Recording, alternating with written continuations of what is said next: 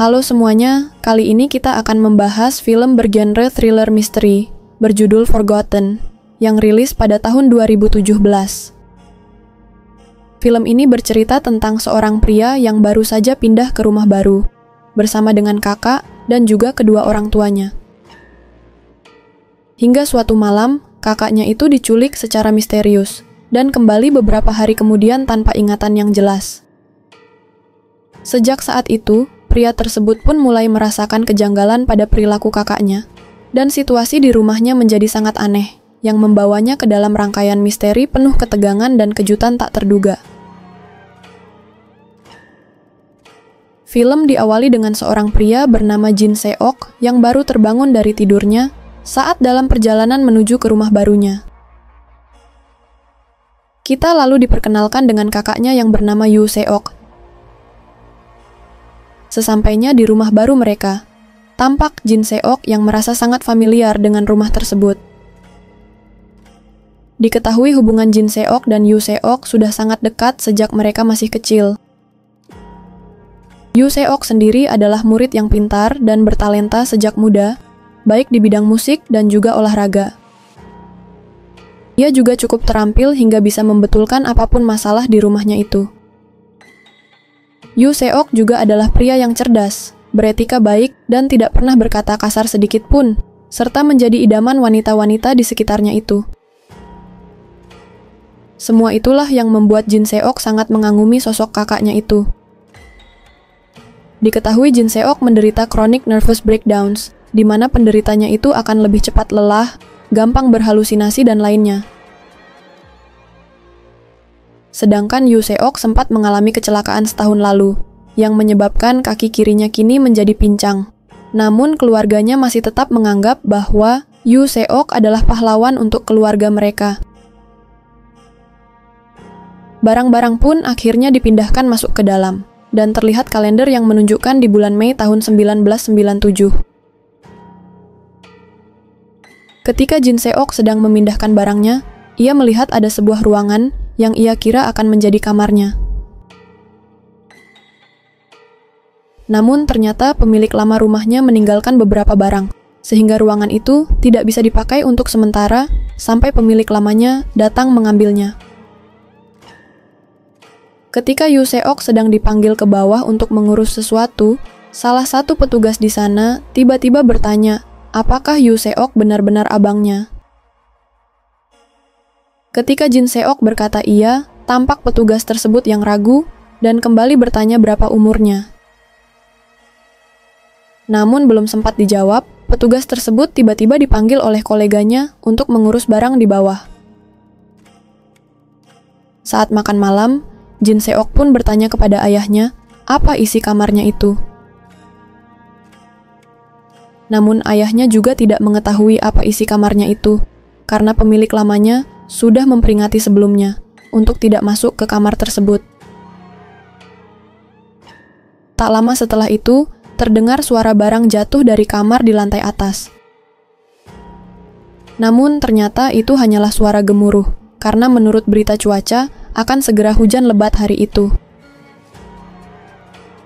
Selesai makan malam, Jin Seok pun segera mengerjakan tugasnya, dan mengobrol sebentar dengan Yoo Seok sebelum ia tidur.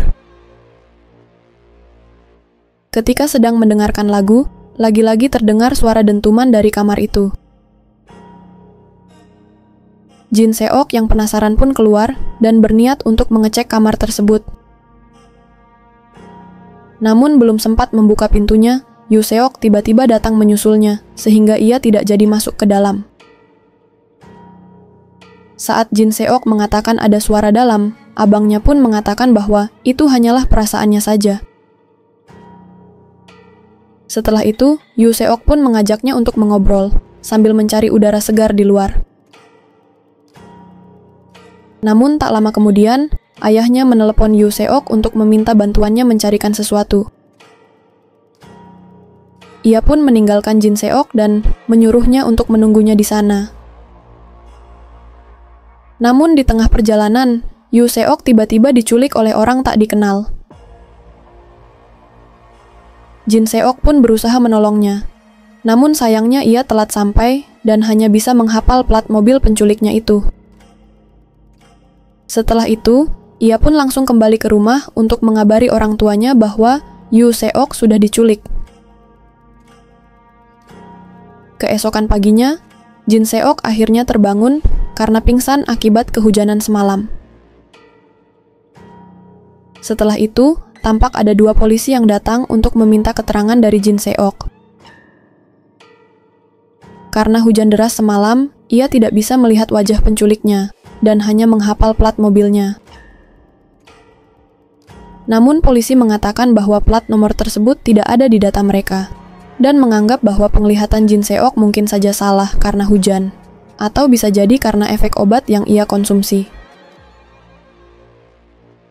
Jin Seok yang mendengar hal tersebut pun langsung kesal, karena ia sangat yakin dengan apa yang ia lihat. Hari demi hari, minggu demi minggu, belum juga ada tanda-tanda keberadaan Yu Seok hingga polisi juga menganggap bahwa Yu Seok memang sudah menghilang. Demi menjaga kewarasannya, Jin Seok pun mengonsumsi obatnya secara rutin. Ketika sedang tidur, Jin Seok tiba-tiba bermimpi bahwa ia sedang disekap dan juga disiksa.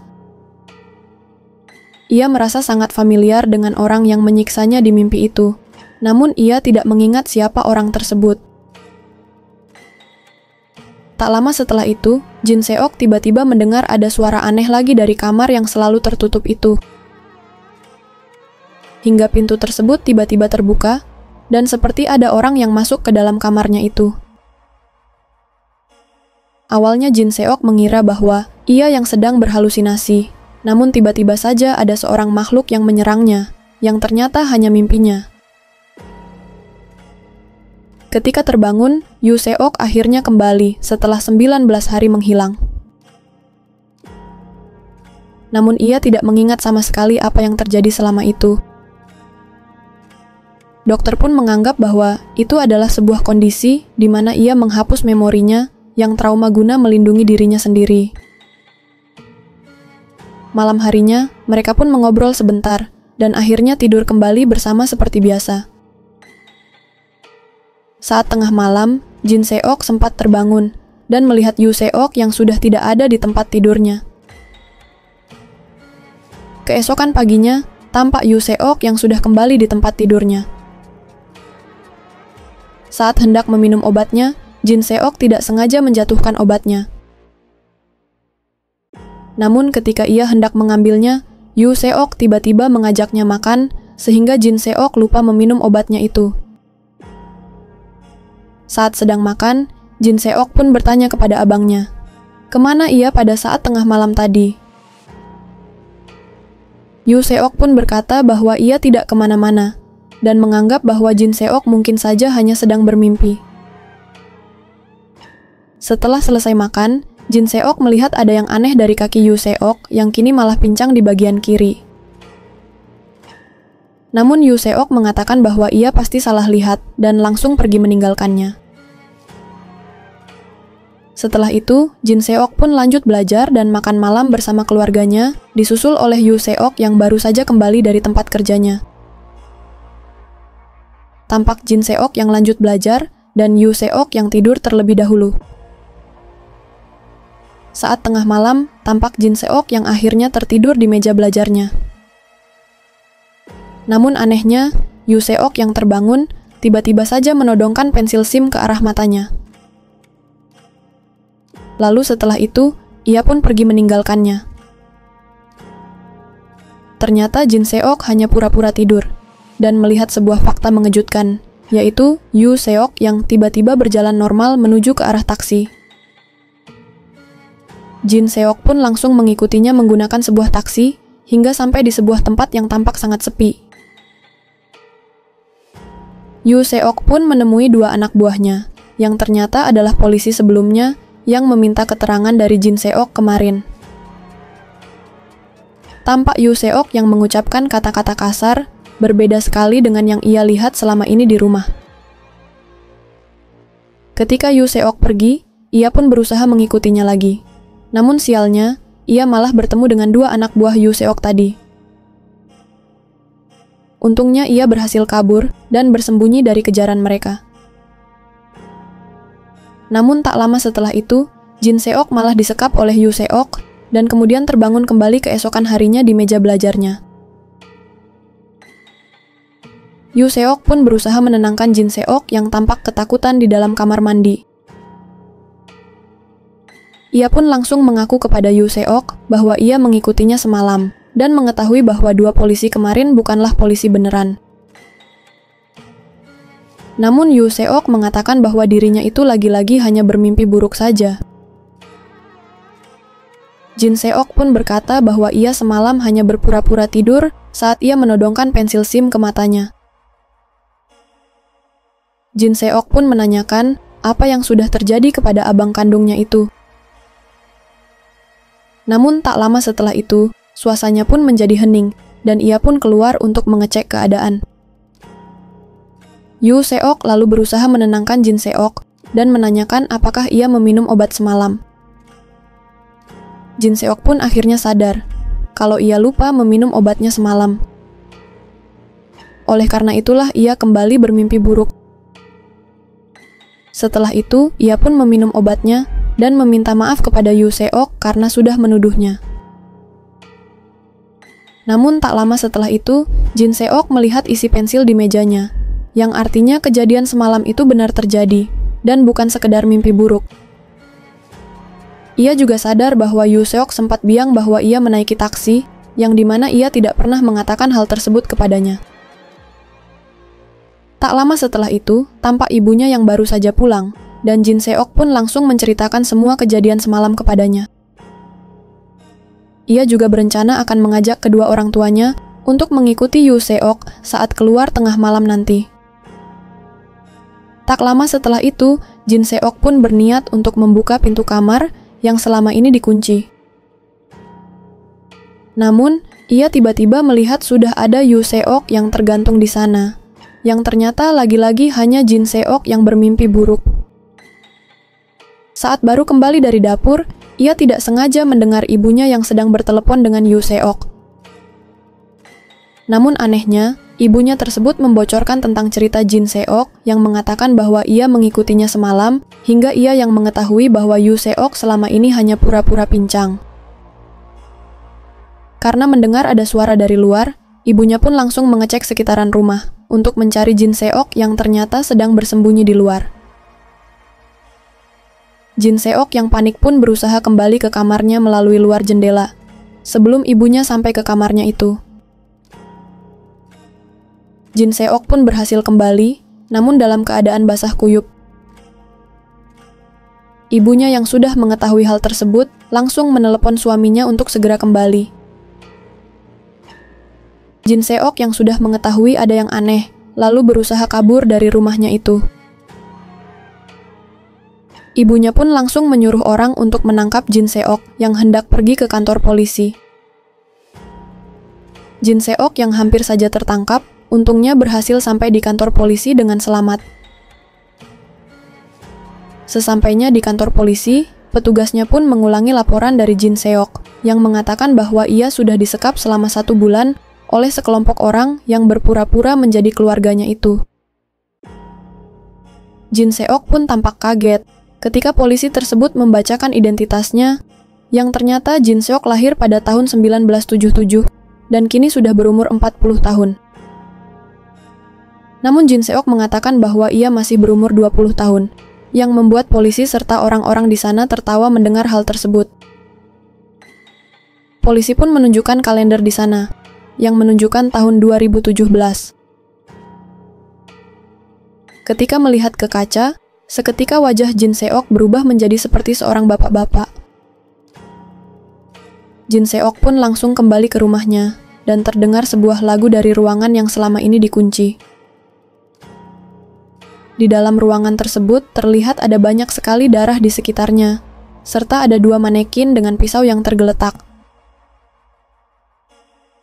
Keluarga palsunya pun akhirnya muncul, dan Yu Seok menjelaskan bahwa 20 tahun lalu, tepat pada tanggal 20 Desember 1997, terjadi sebuah kasus pembunuhan ibu dan anak di rumah itu, tepat di ruangan tempat mereka berdiri sekarang. Namun setelah bertahun-tahun investigasi, polisi tidak bisa menemukan siapa pelakunya, hingga akhirnya kasus tersebut terlupakan. Karena keluarga mendiang tidak bisa melupakan kasus tersebut, mereka pun menyewa Yoo Seok yang aslinya bernama Choi. Butuh 4 tahun sampai akhirnya Choi bisa menemukan Jin Seok dan berhasil menangkapnya. Dan ternyata mimpinya selama ini adalah kejadian yang beneran terjadi, saat Choi menyiksa Jin Seok untuk membuatnya mengaku mengapa ia membunuh keluarga tersebut. Namun Jin Seok terus mengatakan bahwa ia tidak bersalah, meskipun ia sudah disiksa dengan cara apapun. Choi pun akhirnya menyewa pakar hipnotis bernama Park Sung-dae, yang menjelaskan bahwa alam bawah sadar Jin Seok sengaja menghapus ingatan yang sangat menyakitkan baginya, guna melindungi dirinya sendiri. Oleh karena itu, Sung-dae menyarankan untuk membuat skenario palsu dan kembali ke waktu sebelum pembunuhan tersebut terjadi, serta Jin Seok harus mengonsumsi obat bernama barbital secara rutin, agar mempertahankan efek hipnotisnya itu. Choi juga merekrut seorang artis untuk berpura-pura menjadi ibunya, dan memprogramnya di tahun 1997, di mana Jin Seok berumur 20 tahun dan sedang berada di dalam mobil bersama keluarganya yang akan pindah ke rumah baru. Oleh karena itu, mereka sengaja memilih rumah tempat pembunuhan itu untuk memancing kembali ingatan Jin Seok yang sudah sempat terhapus. Dan untuk suara dari kamar tersebut, ternyata adalah tim dari Choi yang tidak sengaja menjatuhkan barang ketika sedang mereka ulang adegan. Namun hal di luar dugaan terjadi saat Choi ditangkap polisi karena dugaan melakukan penipuan. 19 hari setelah itu, Choi pun akhirnya dibebaskan dan terpaksa menunggu hingga hujan turun agar bisa mereka ulang adegan pada 20 tahun lalu. Namun sayangnya, setelah penjelasan tersebut, Jin Seok masih tidak mengingat bahwa ia membunuh keluarga tersebut. Jin Seok pun langsung kabur dari mobilnya, dan aksi kejar-kejaran pun akhirnya terjadi, hingga Jin Seok tidak sengaja tertabrak oleh orang tak dikenal di tengah jalan. Ketika di rumah sakit, ingatan Jin Seok pun kembali pada saat ia berumur 20 tahun, yang ternyata keluarganya tersebut mengalami kecelakaan. Lalu 6 bulan kemudian, terjadi krisis moneter yang membuat ekonomi Korea Selatan menjadi anjlok. Diketahui sejak kecelakaan itu, hanya tersisa kakaknya yang mengalami koma. Jin Seok pun berusaha mencari pinjaman dan mencoba melamar kerja ke sana kemari, namun hasilnya nihil.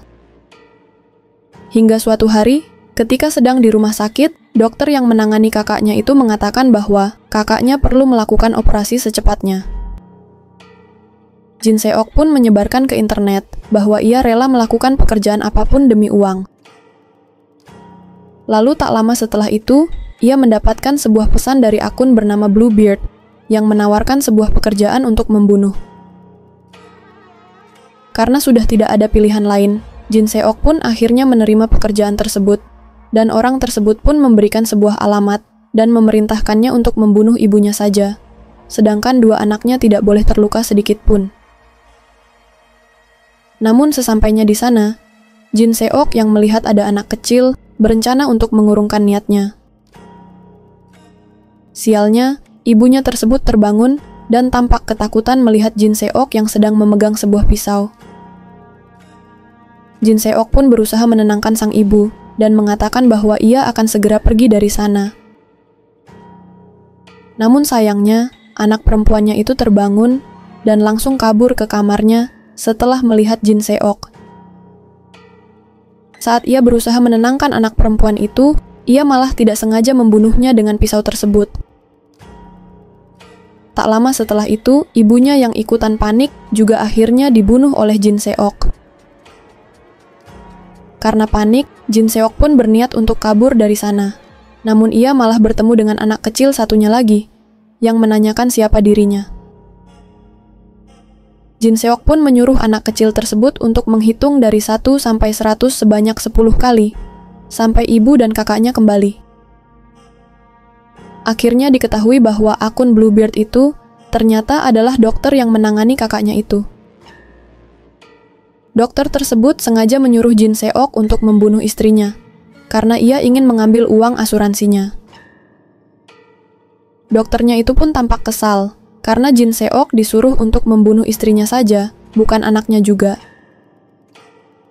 Perkelahian pun terjadi, yang akhirnya menyebabkan dokternya tersebut terjatuh dari atap rumah sakit.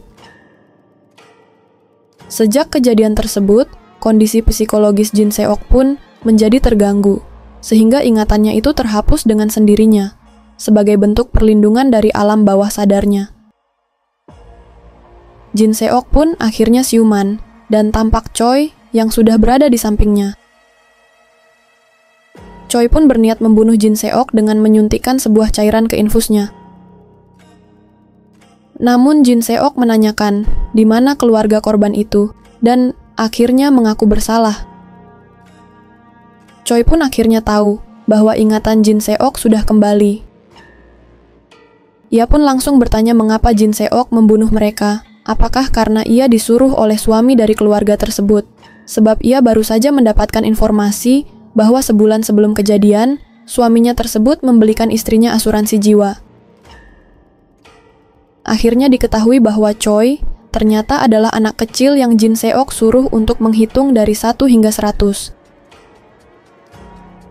Setelah kejadian itu, harta Choi dirampas oleh pamannya, dan ia hidup di panti asuhan selama ini, sambil memikirkan cara untuk membalas dendam terhadap pria yang sudah membunuh keluarganya itu. Jin Seok pun hanya bisa meminta maaf, dan mengatakan bahwa ia melakukan pembunuhan tersebut atas keinginannya sendiri, bukan karena disuruh oleh ayahnya. Namun Choi tahu bahwa Jin Seok sengaja berbohong untuk melindungi nama baik ayahnya. Choi yang sudah muak pun akhirnya pergi meninggalkannya dan memutuskan untuk mengakhiri hidupnya dengan melompat dari atap rumah sakit. Sedangkan Jin Seok juga memutuskan untuk melakukan hal yang sama, yaitu dengan menyuntikkan obat yang hendak dipakai Choi tadi. Di akhir cerita, adegan lalu flashback memperlihatkan Jin Seok yang ternyata sempat bertemu dengan Choi dan keluarganya jauh sebelum pembunuhan tersebut terjadi.